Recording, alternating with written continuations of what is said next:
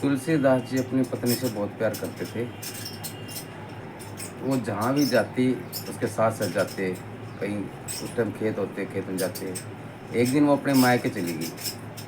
तुलसीदास बाहर गए हुए थे तो आके घर पे बोला अपनी माँ से कि माँ वो कहाँ गई है?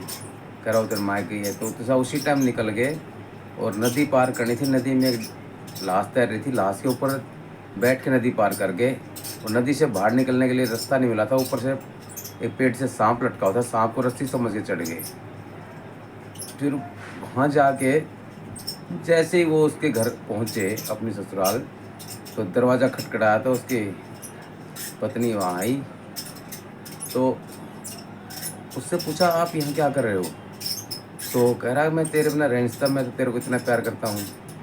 तो उसने एक ही जवाब दिया, जब इस हार्ड मास की काय से तुम इतना प्यार करते हो और इतना प्यार श्री राम से कर लो तो तुम्हारी मुक्ति ना हो जाए।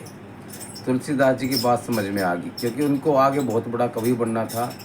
राम की जो है सेवा करनी थी, राम की पूजा करनी थी। वहाँ से वो सीधे फिर अपने घर नहीं गए, ना ससुराल रुके, सीधे चित्रकूट आ गए।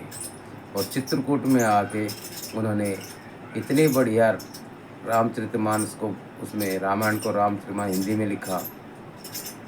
और इसीलिए मशहूर है कि चित्रकूट के घाट पे बही संतन की भीड़ और तुलसीदास चंदन घिसै तिलक देत रघुवीर। और ये भी मान्यता है कि तुलसीदास जो रामायण सुनाते थे चित्रकूट के घाट पे, तो हनुमान जी स्वयं वहाँ पे जो है रामायण सुनने आते थे। और राम ने आके एक दिन मजबूर, तुलसीदास जी ने इतना कर दिया उनको भक्ति में कि उनको खुद आके वहाँ पे तिलक लगाना पड़ा। इसलिए तो कहा गया है चित्रकूट के घाट पे बही संतन की भीड़ और तुलसीदास चंदन से तिलक दिए रघुवीर।